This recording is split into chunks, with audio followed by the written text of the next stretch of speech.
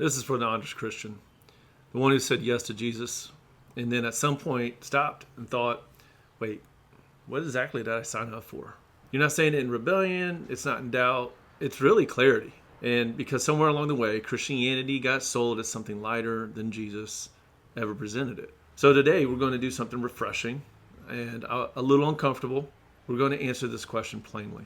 When you said yes to Jesus, you didn't just agree with an idea. You didn't just accept forgiveness. You didn't just secure heaven someday. You entered a way of life. We just stopped talking about it. So let's talk about it. Let's talk about it biblically. Jesus said the greatest commandment is love God with all your heart, soul, mind, and strength. And love your neighbor as yourself. That's not emotional warmth. That's a self-giving commitment. He doubled down in John 13 when he said the world would recognize his followers by their love, not their theology posts, not their church attendance, not their political alignment. Love in Christianity is action, not sentiment. If love costs you nothing, it's probably not biblical love. Christianity does not sit still. Jesus didn't say, stay comfortable, wait for heaven to come. No, he said, go. Go into conversations you'd rather avoid. Go into places where truth isn't popular. Go into the messes of people's lives. Acts tells us faith spread because believers moved outward, not because they waited inward. If your faith never leaves your routine, it may not be following Jesus. It may just be decorating your life. Prayer is not ritual, it's dependence. Jesus didn't teach his disciples that they should pray. He taught them how to pray. It was expected. Prayer was assumed. Prayer is the daily confession. I'm not in control,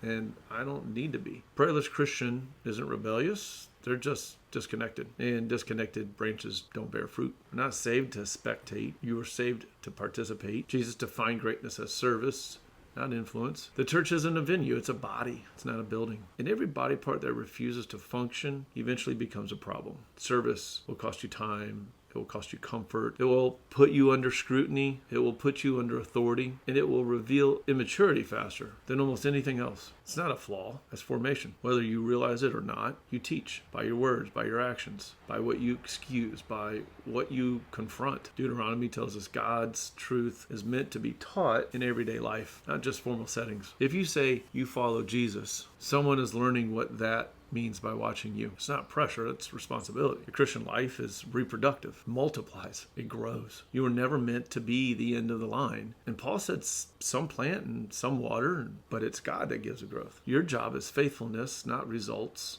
Plant truth, plant time, plant scripture, plant patience. Some seeds take a really long time before we see growth. Faith that never reproduces eventually stagnates.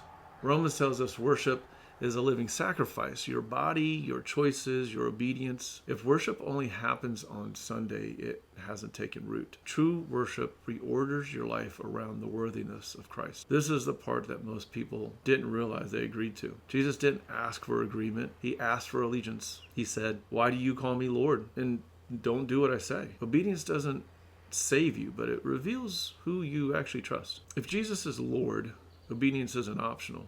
It's inevitable. Christianity is not vague spirituality. When you said yes, you affirmed that God is creator. Humanity is broken by sin. You affirmed Jesus is fully God and fully man. And you affirmed the cross was necessary. The resurrection was real.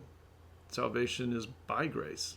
Truth is revealed, not created. It's not self-defined. And Jesus is Lord, not one option among many. You didn't sign up for a brand. You signed up for a worldview. So what did you sign up for? You signed up to lose your life in order to find it. You signed up to follow Jesus, not admire him from a distance. If you're still asking this question, that's not doubt. That's discipleship, finally being taken seriously.